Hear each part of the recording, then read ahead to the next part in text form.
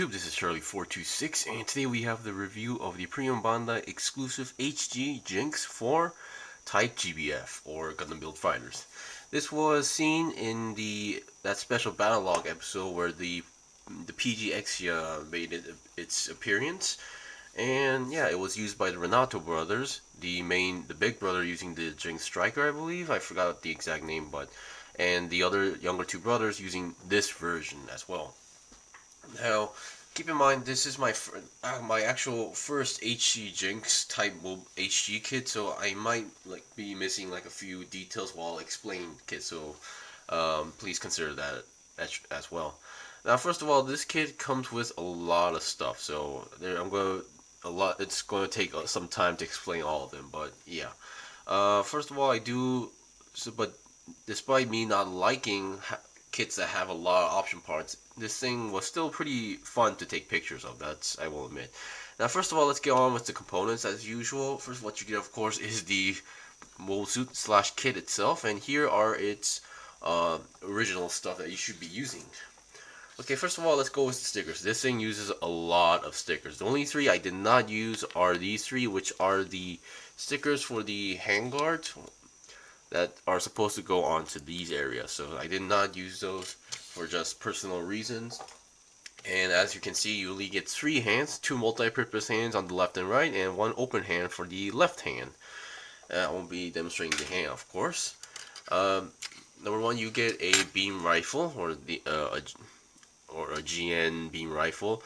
Now this is a pretty fun rifle. Problem is, I wish it used the polycaps inside of it, because you can interchange it with this one to make it more like a rifle mode. The way how this works is that you pull it out and there's a peg, there's a hole, but the problem is it's just a plastic hole. So if you do this multiple times, it's gonna get loose, which actually is now loose for this one. So I really wish they would have used the polycap in there, but you can my bad. You can change it into this way to make it into a rifle mode. As you can see, it's the rifle mode. Also, it's kind of like Ghibli right here, because I've been interchanging these multiple times while taking pictures, and now they became loose. So that's going to be one issue that you might be getting with the beam rifle in the future. So that's that. And then here's one of my personal favorite weapons from this mold suit, is this giant sword. I don't know why. It looks pretty cool to me. I'm not usually a big fan of swords. When I mean swords, mostly literally metallic swords. But this one, I can give it a excuse. But I really like it. Just simple, and you have this hole on the handle, which actually does serve a purpose.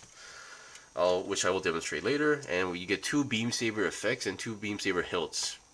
Just pretty simple. And I believe the Master Grade Jinx is possible to store the beam saber handles into the size of the legs, but this one, being an HG, does not have that function at all. Okay, and here are the interesting parts. Well, not interesting, but here are the option parts for the shoulders. Actually, currently there's 6 of them, because the ones I'm currently using on the kit right here are on the shoulders or on the side. Those are actually option parts as well. So you get, now at first I thought these were like wing binders, like the 00 riser, but no, these are actually just shields. They're just shields that attaches to the shoulder. You have a hole there, which actually is the main connecting point, and you get 2 hand grenades for each shield, which is actually a pretty nice detail. This does actually plug into the hand, if you guys are wondering, but yeah, it's gonna be a little bit Ghibli depending on which one you use, but they don't actually clip. The other side is empty. You just need to plug that peg into that hole, so just keep in mind. And those are the shields. These are the actual the GM boosters sort of things. I forgot their exact name, but yeah, they can attach to the back of the shoulders as well, which I will demonstrate later. Okay, we've seen its main stuff. Now let's look at its leftover stuff. You know what? Before actually I explain what's over there, I will go with the plates first.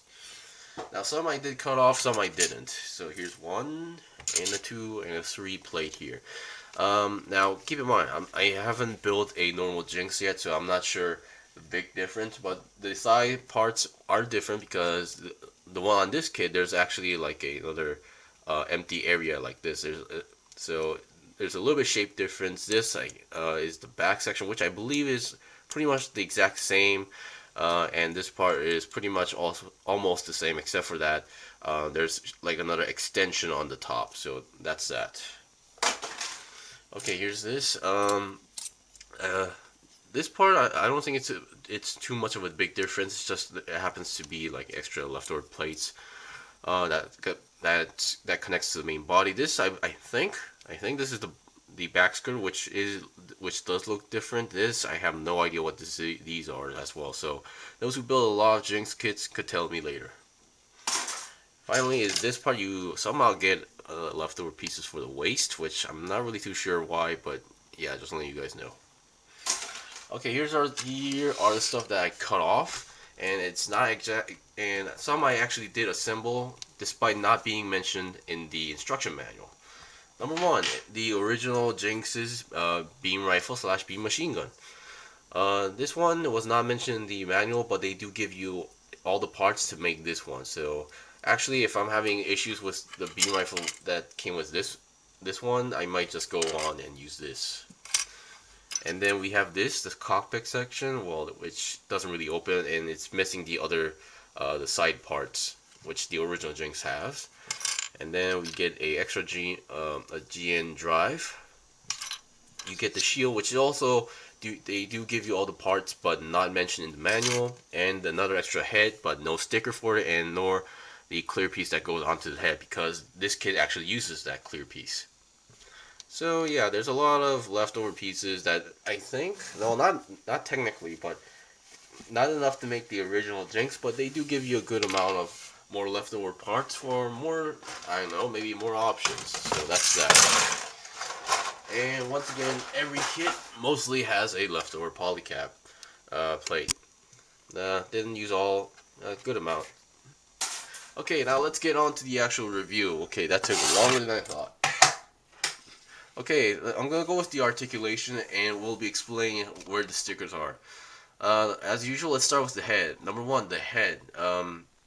Well, it was okay, but the amount of stickers were kind of ridiculous. Okay, first of all, as obviously the eyes are a sticker, and then there's 2 more stickers on the cheeks, but mostly gets covered up by the green piece armor, so I'm not sure if it was really that necessary, but it's there. And then the top clear piece, this is not a purple clear piece, it's just a normal clear piece, and behind it is a metallic purple sticker saying goes onto the this chest area. And then there's 2 more stickers on the side heads, these kind of stickers, which I'm not a really big fan of, but I was feeling lazy, so I just went on with the stickers. So that's that. The head movement, not too bad, but it's kind of limited. It can go down that much, which is pretty good. Up, not much. 360, not really possible, because this section is actually blocking it from doing that, and it's connected by a ball joint.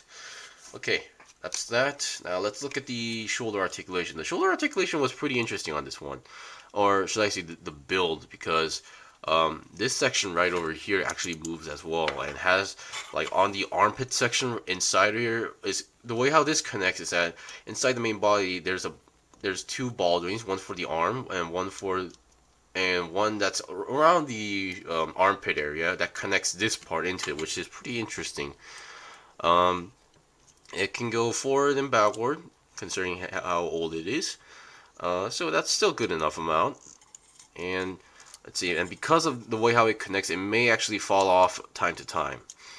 And the arm articulation, it can go only 90 degrees to bend, but it has your typical 360 twist. And then 360 twist on the entire arm is actually possible.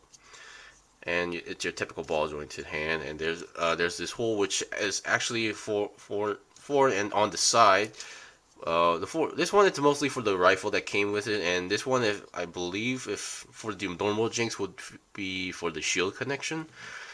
And that's that. And on the shoulders, there's a lot of stuff going on. This is like another thruster / booster, and then this is the part which I was talking about. You can take this part off and then attach the other option parts as well, which I will demonstrate after the articulation. The body, there's not much articulation, no ab crunch, but 360 twist should be possible. as well. And for the stickers, I believe the arms, this as mentioned, I did not use these parts.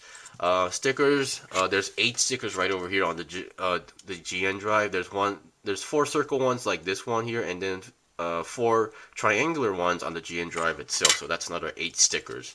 And on the back side, as you can see, the back skirt, these parts are stickers. So just letting you guys know. And the action base hole is on the back. So I'm not sure if the original Jinx was like that. Anybody who has the original Jinx, just let me know that as well. And of course, the inside behind this clear piece is also a metallic purple sticker, as mentioned. Uh, this part is also a sticker, so there's another one on the other side. The front skirt. Now, the front skirt was pretty interesting. They're not your usual like connected version. These are individual pieces, and they're not actually connected to like ball joints or anything. They're just like that. They're just hinges or something, what they call. So that's that. The side skirt does move a little bit. The back skirt does not. So for the leg articulation, despite the amount, because of the design of the side, it doesn't move forward that much. And the leg, it goes a little bit more than 90 degrees, if you call that in a way. So that's that, and this also binder moves. And let's see, I believe you actually do have a side swivel here. Yeah, you do have a side swivel, and then the main connector is through a ball joint, just letting you guys know. Okay, that's that, and you have your typical ankle. I believe it. Come on, no, it's not actually. Well, okay, the connection entirely is a ball joint, but the ankle to the feet is actually a peg. I keep forgetting about these kind of details, but that's that. And as you just saw, this part is a sticker. So there's 4 stickers on, because there's one for each side, and then there's another 2 right over here on the top of the feet, or the feet cover, if you want to call it that way. Okay, now we've seen the basic articulation. Now let's go on with the option parts that I have been actually talking about. Okay, the option parts. First of all, the weapons. I'm gonna go with the weapons. Now, for the beam rifle, it's pretty simple. You don't actually get a trigger hang. You just need to plug it in, and then there's that second plug that goes onto the arm, which pretty much guarantees a really firm grip. So it's not wobbly anything. The only thing wobbly is the front part piece. So yeah, even with one hand, it can hold the rifle mode with no problem at all. And if you want to make it look like it's holding both hands, if you see my intro, you should have seen this holding this rifle with 2 hands. You can change this hand with the open hand, and then make it holding it as like your typical way like that. So that's that. Okay, I'm gonna take this off now. Come on. Okay, the sword. You know what? Let's get with the obvious. The beam sabers, just plug in, and there you go. Nothing too special going on with them.